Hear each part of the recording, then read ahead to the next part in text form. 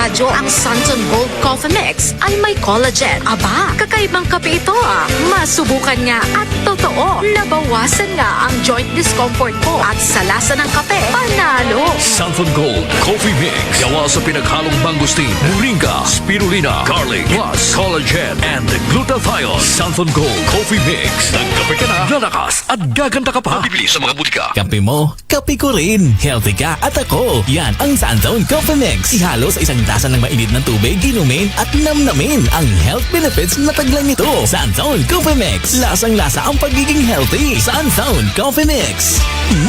Sarap! Walang gana kay misis, laging matamlay. Pare, panahon na para magbago ang buhay mo. Uminom ka ng Turbo, ang kapsula na para sa mga lalaking tigasin. May taglay ng maka, kilala sa mabilis na pagpapataas ng libido. Kaya, subukan mo. Mga katropa, exciting dito!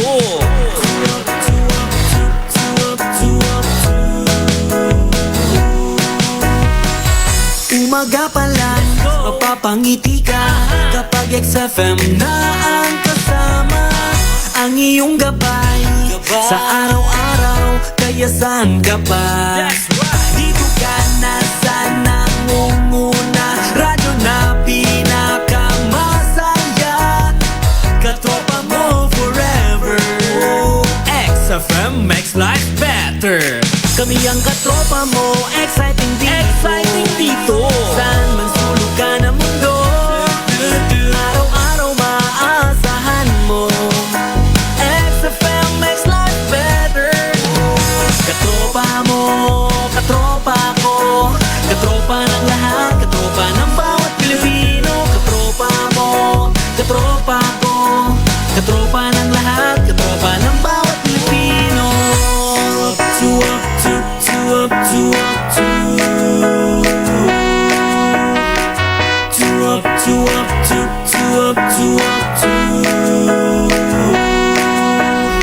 Exciting!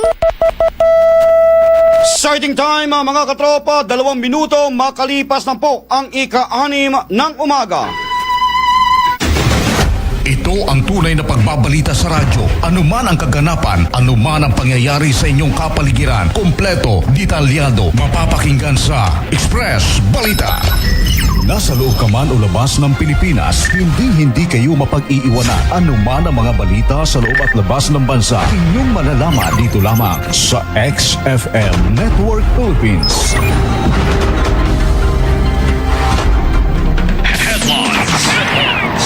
Sa ulo po ng ating pong mga balita, Joan Infante nakapagpablatter pa bago ang nangyaring pamamaslang sa kanya. Samantala, open letter ng mga athlete at coaches humihiling na maisama ang table tennis sa EMRA 2026. Tayo naman ay pinadaan natin sa lahat sa demokratikong pamamaraan. At bagamat tayo nakiusap, hindi tayo napagbigyan, kaya wala po tayong magagawa dyan. Samantala sa atin pong balitang regional, magnanakaw tumalon sa second floor ng bahay, tanod na bagsakan sa Cavite. Sa balitang national, COMELEC Chairperson George Garcia pinabulaanan na tumanggap ng pera mula kay Zaldico matapos idawit ng mga dating sundalo. At sa atin pong balitang international, ilang mga Democrats hindi dadalo sa State of Union address ni President Trump. Sa balitang showbiz, Kylie Padilla, nilinaw ang viral na biro tungkol sa ama. At sa atin pong balitang sports, Pacquiao nilinaw na hindi exhibition fight ang muling pagharap niya kay Mayweather. Mabilisan man ang takbo ng bawat minuto, mabilisan man ang takbo ng bawat segundo, hindi kayo mapag-iiwanan ng mga balita. Dahil sa bawat sandali ay nandito kami. Para sa inyo mga katropa, XFM. Isang karangalan na kayo ay pagsilbihan mga katropa. Express Balita sa Umaga mula sa 104.7 XFM Broadcast Center Palawan. Narito na ang maiinit na balita mula sa labas at loob ng bansa. Express Balita. Express Balita. Balita. At ngayon, narito ang inyong mga tagapagbalita.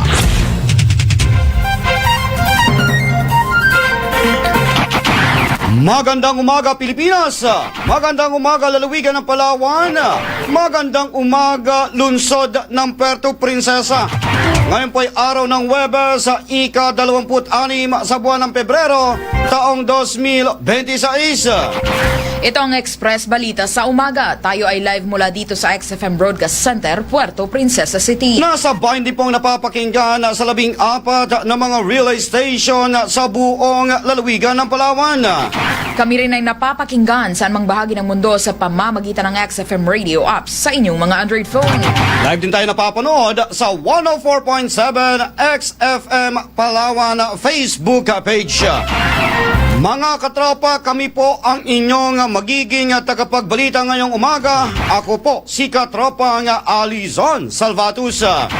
At ako naman po si katropang Jamaica Sarad. Dako na po tayo sa detalye ng ating pong mga balita. Sa balitang lokal, isang buwan bago ang pamamaril na kumitil sa kanyang buhay, nakapaghain umano ng blatter report ang biktimang si Joanna Infante kaugnay sa sinasabing pagbabanta laban sa kanya. Ayon sa kopya ng blatter na may petsang Enero 30, 2026, personal na nagtungo si Infante sa himpilan ng isang barangay upang iulat ang umano'y mga banta sa kanyang seguridad.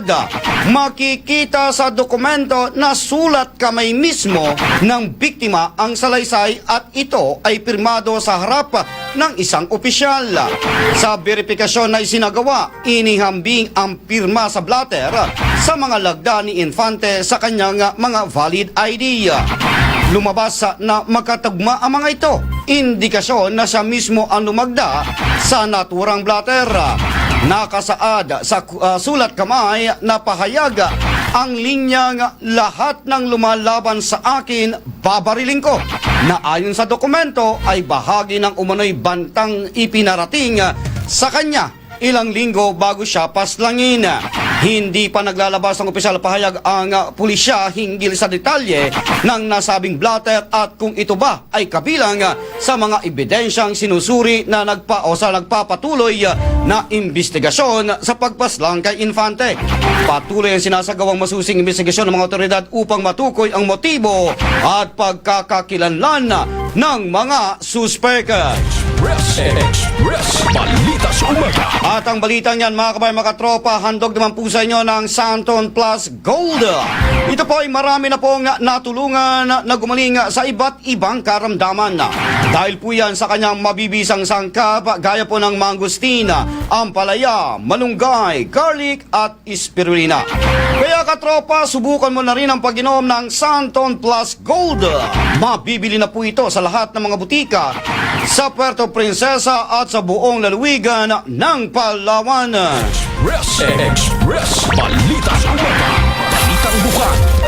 Samantala nakarating sa Committee on Education ng Sangguniang Panlalawigan ang isang open letter mula sa mga atleta at coaches na humihiling na maisama ang table tennis sa delegasyon para sa EMRA 2026. Ayon kay Board Member Rafael Ortega, limitado ang budget para sa kompetisyon. May ilang alkalde umano ang nagpaabot ng kahandaang sagutin ang pamasahe ng mga atleta upang makasama sa palaro. Nilinaw nito na hindi siya ang nagdidesisyon kung sino-sinong atleta ang isasama sa EMRA 2026, kundi ang DepEd Palawan.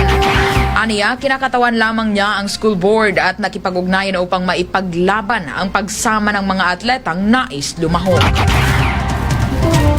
Oo, pangalawa, yung billeting na eskwelahan doon ay hindi rin daw talaga kasya, sa 300 lang. At yun ang aprobado na dadalahin ng DepEd.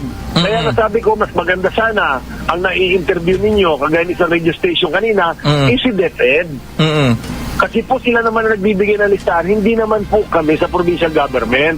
Sila po ang may matrix, sila ang may guidelines, sila ang may mechanism on how they choose the particular event or athletes na dadalahin nila. Tinig po ni Board Member Rafael Ortega. Samantala, kinumpirma umano ng DepEd na hindi na maaaring magdagdag pa ng atleta dahil 300 lamang ang kapasidad na maaaring maisakay sa barko upang maiwasan ang overloading.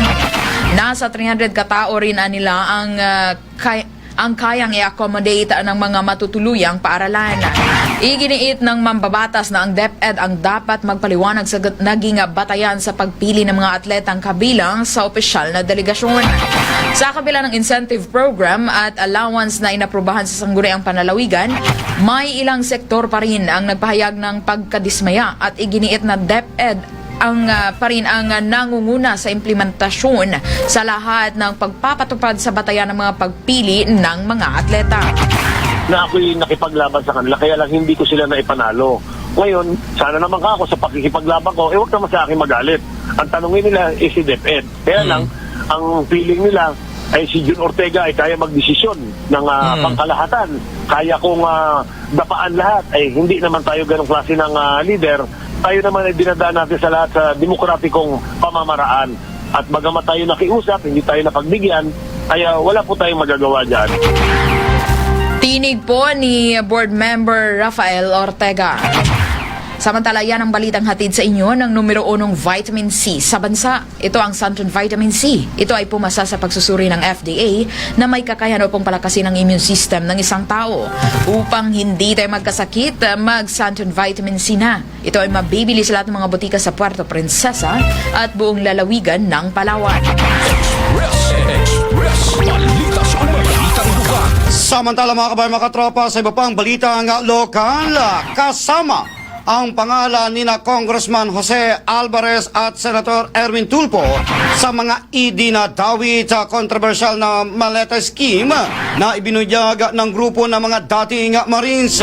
Sa press conference ay sinagawa noong February 24, sinabi ng abogado ng naturang grupo, Levi Baligod, na inamin ng mga dating tauhan na sila ang nagatid ng mga maleta na may lamang pera sa ilang matataas na opisyal ng gobyerno. Sa sinumpang salaysay ng 18 dating Marines security personnel ay na nagtrabaho sa ilalim ni dating kongresista Zaldico. Batay sa apidabit, tinatayang aabot sa 805 bilyong piso ang kabuang halagang umano'y na ipamahagi. Sa ngayon, sinusubukan pa ng himpilang ito kunin ang panig ng mga opisyal, ngunit wala pang nakapagbibigay ng sagot kaugnay sa naturang aligasyon. Samantala mga kabayan, mga katropa, ang balitang inyo pong napakinggan, handog naman po sa inyo ng Vision X Plus. May kakayahan ito upang maipanumbalik sa maayos sa paningin ang ating pong mga mata. Meron itong sangkap na lutein, beta-carotene, vitamin E+, at zeaxanthin. At ito ay aprobado ng FDA. Vision X Plus, mabibili na po sa lahat ng mga butika malapit sa inyong mga lugar dito sa lungsod ng Puerto Princesa at ganoon din po sa iba't ibang munisipyo sa buong lalawigan ng Palawan.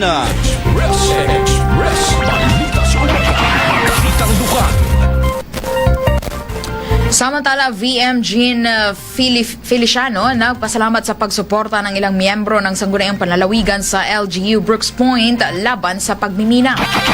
Katropa natin sa balita, Mike Escote. Report.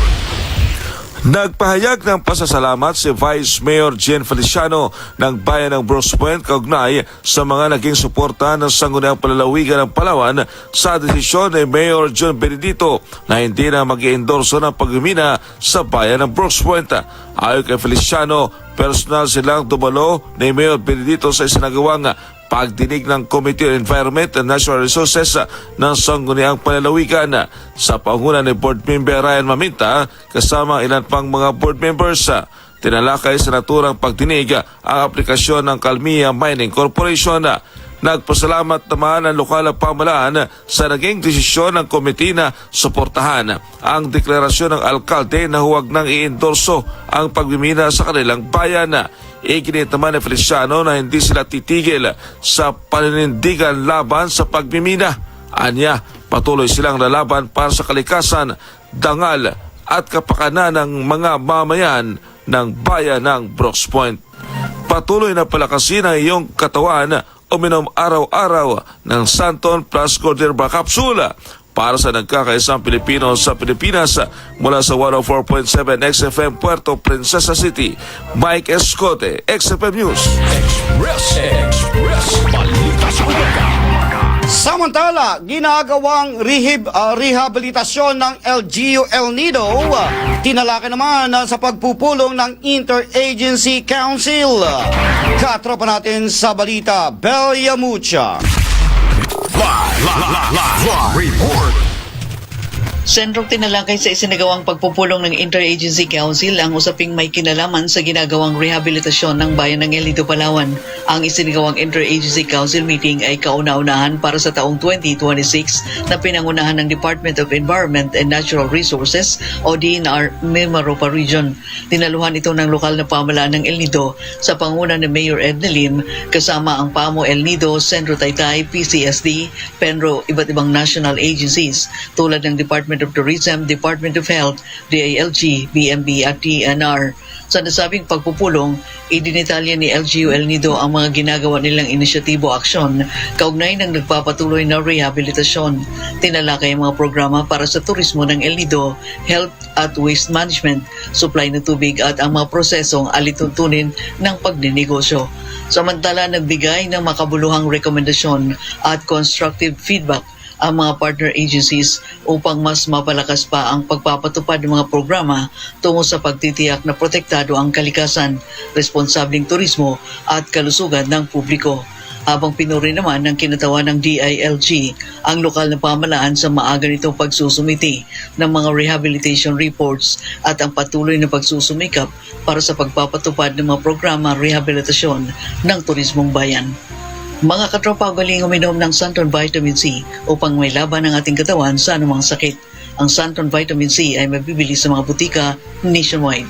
Para sa nagkakaisang Pilipino sa Pilipinas, mula rito sa bayan ng El Nido, Palawan, Belia Mucha, XFM News. Express Balita sa Umaga. Samantala, pag-aalis ng mga sagabal sa lansangan sa Quezon, Palawan, nais paigtingin. Katropa natin sa balita, Ray Elgaran. Live report.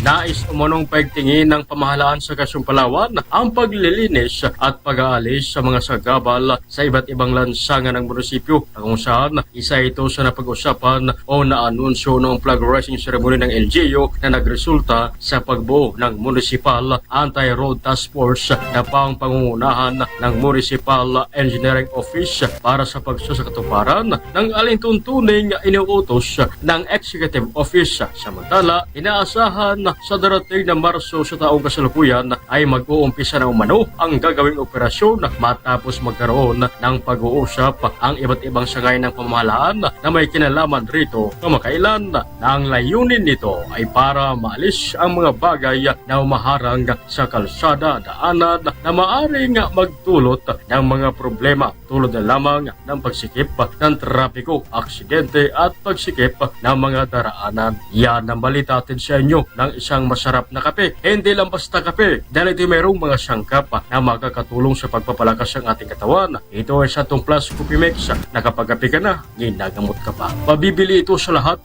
ng mga butika malapit sa inyong mga lugar nationwide para sa kakaisang Pilipino sa Pilipinas. Mula rito sa 93.6 Quezon, Palawan, Real Garan XFM News.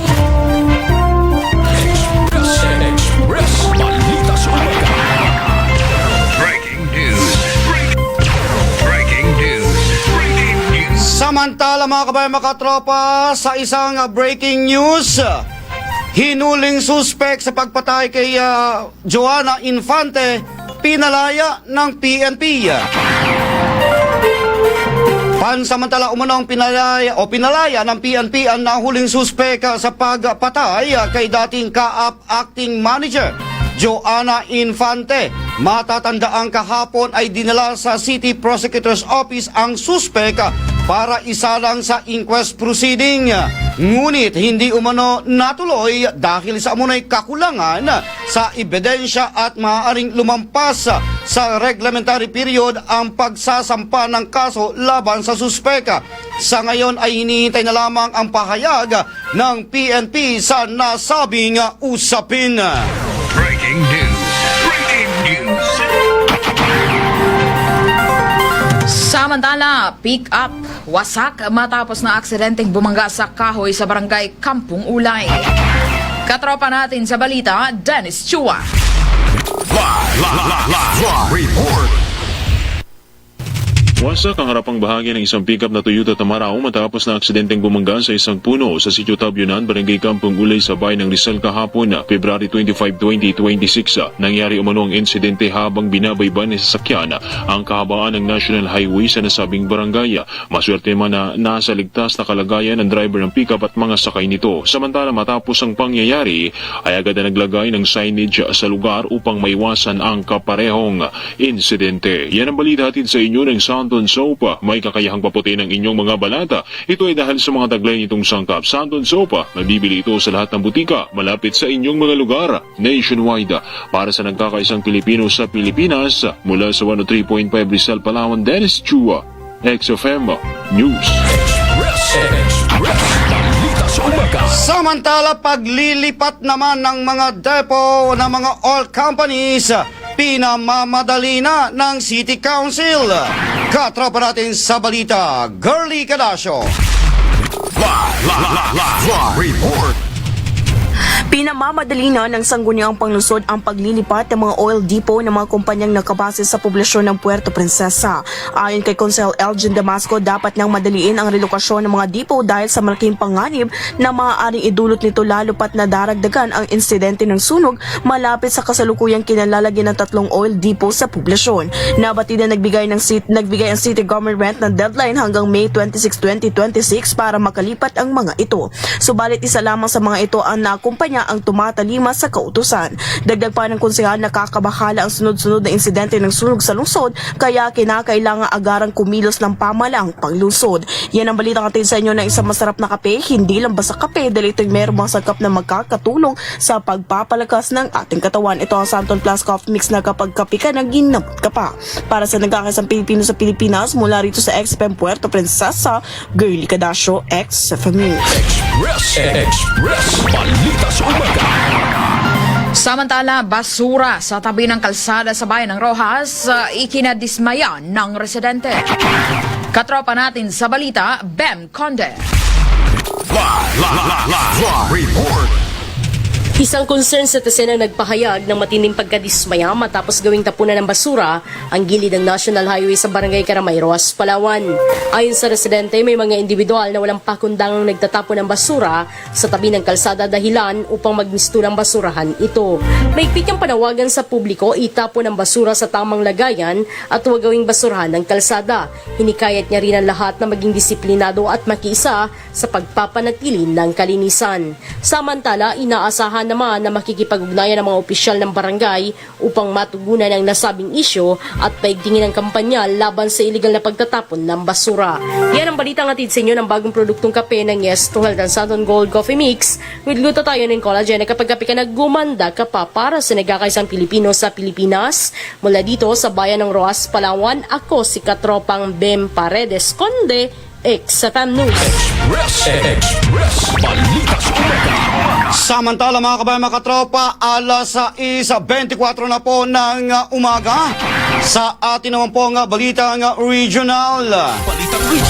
Mahigit sa 4,000 loose at illegal na armas ang iprinisinta ng Police Regional Office 3 habang 3,000 maiingay na tambutso ng motorsiklo ang sabayang winasak kamakalawa ng umaga sa Camp Olivas sa nasabing lusyudad. Ito ang inihayag ni Pro 3 Regional Director Police Brigadier General Ponce Rogelio Piñones Jr. na nagsabi na layunin ng programa na tiyakin ang katahimikan at kapayapaan sa 7 lalawigan na sakop ng Region 3. Ang operasyon ay isinagawa kasama ang mga ahensya ng gobyerno sa ilalim ng Regional Law Enforcement Coordinating Committee 3 o ARLEC 3. Ganun din ang Joint Anti-Bank and Robbery and Cybercrime Coordinating Committee. Sa pagpupulong na ginanap sa Pro 3 Multipurpose Hall, ipinakita ang mga update tungkol sa pinalakas na mga operasyon ng pagpapatupad ng batas, kabilang na ang pagtala at pagwasak ng mga nakumpiskang illegal mufflers. Balita sa umaga. Sugatan ng isang barangay tanod na makaraang sa kanya mismo bumagsak ang kawatan ng patakasan ng sospek ng tumalon mula sa ikalawang palapag ng bahay na pinasok nito sanhi upang makorner habang papatakas. Sa Kamakalakwa sa barangay Pasong Kawayan, 2, General Trias City. Arestado ang sospek na si alias Daniel, residente ng General Trias, Cavite at nabawi ang ninakaw umano nito. Sa ulat ng pulisya, alas 5 ng umaga nang pasukin ng sospek ang bahay ng biktimang si alias Judy sa nasabing lugar. Dumaan ang sospek sa nakabukas na bintana ng bahay ng biktima at pagkapasok sa loob ay kinuhan ang isang mamahaling cellphone. Gayunman, nalimpungatan ng biktima at naaktuhan ito ang sospek sa ginagawang pagnanakaw sa kanyang tahanan. Agad na humingi ng tulong sa barangay ang biktima at mabilis namang rumisponde ang mga tanod. Pero bago tumakas, binaybay ng sospek ang katabing bahay na kanyang nilooban saka tumalon mula sa ikalawang palapag.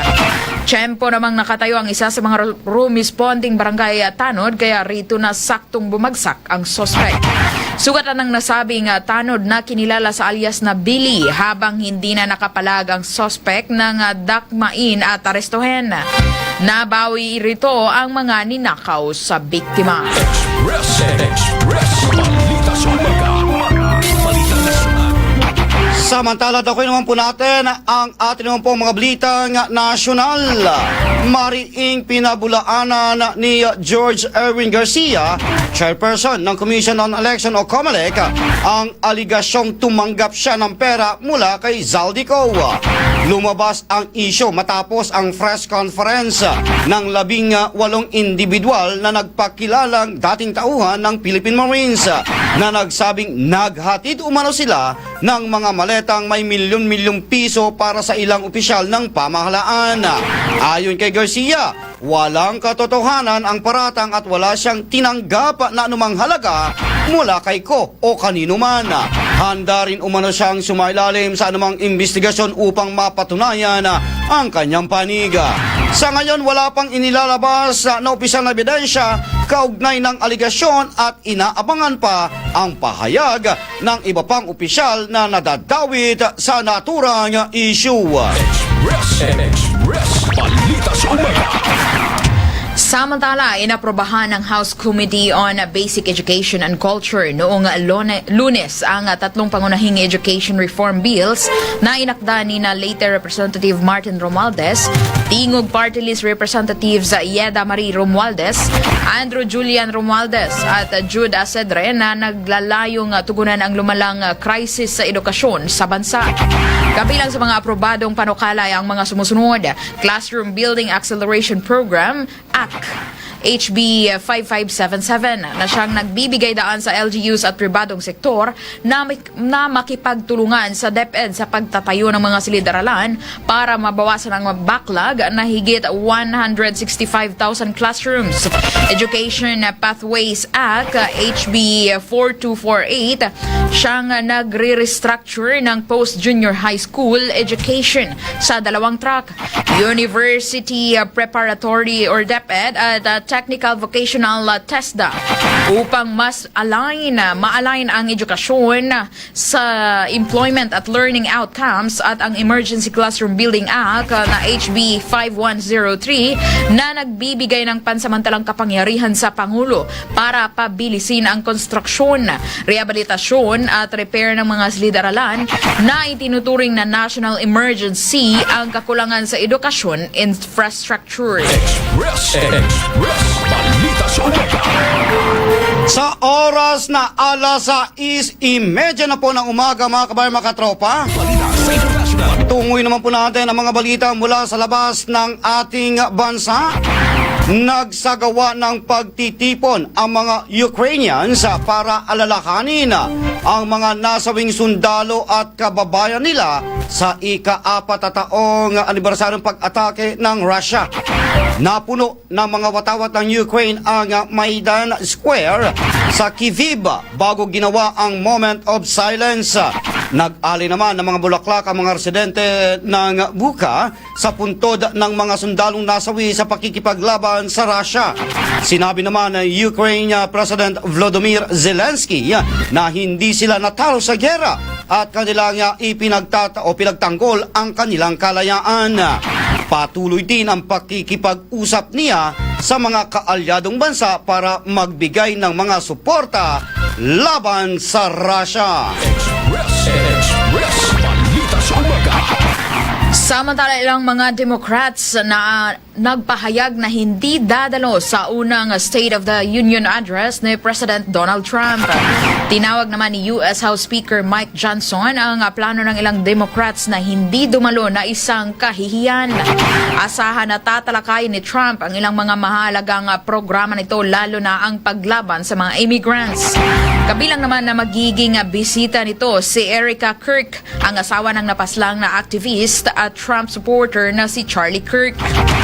Kasama rin na inimbitahan ang U.S. men's hockey team na nagkampiyon sa katatapos na Winter Olympics.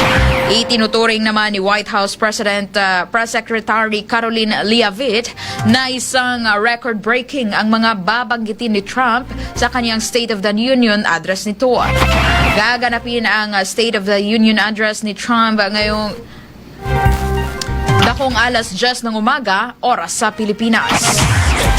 Express Balita sa umaga. XFM Weather Update. Samantala, mga kabayan, mga katropa, atin naman pong alamin ang magiging taya ng panahon ngayong pong araw ng Huwebes. Live mula sa DOST Pag-asa, ating makakasama si Ma'am Loredine Galicia.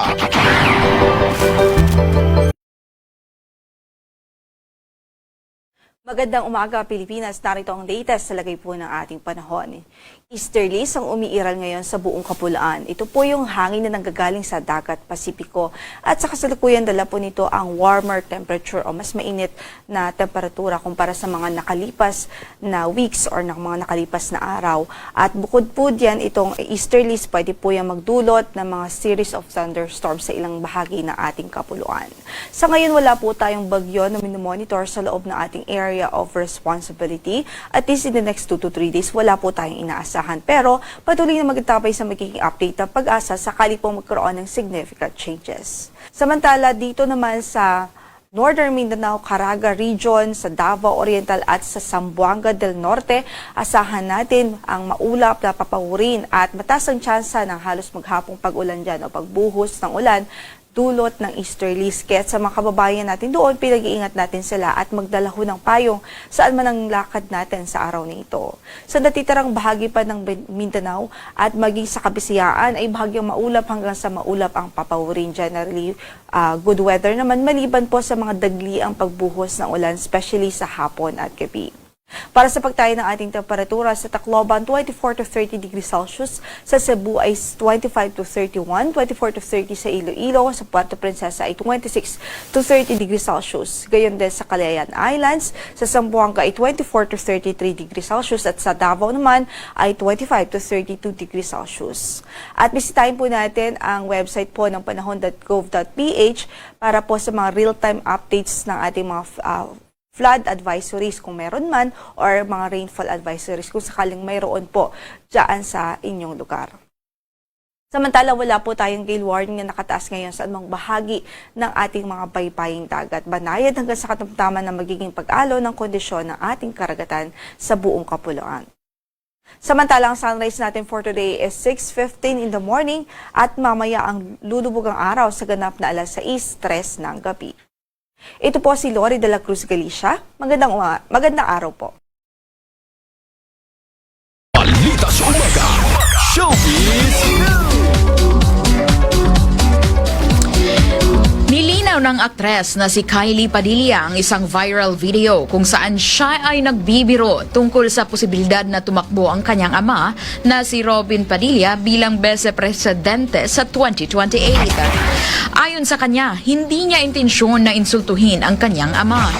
Ginawa niya ang paglilinaw matapos makatanggap ng batikos mula sa ilang netizens na nag-interpret ng kanyang biro bilang pambabastos sa ama. Ang biro ay nagmula sa isang panayam kung saan tinanong siya kung ano ang reaksyon niya kung tatakbo ang kanyang ama sa eleksyon. Ayon kay Kylie, karapatan rin niya na piliin ang buhay na tahimik at payapa. Express! Balita sa umaga, Balitang Sports!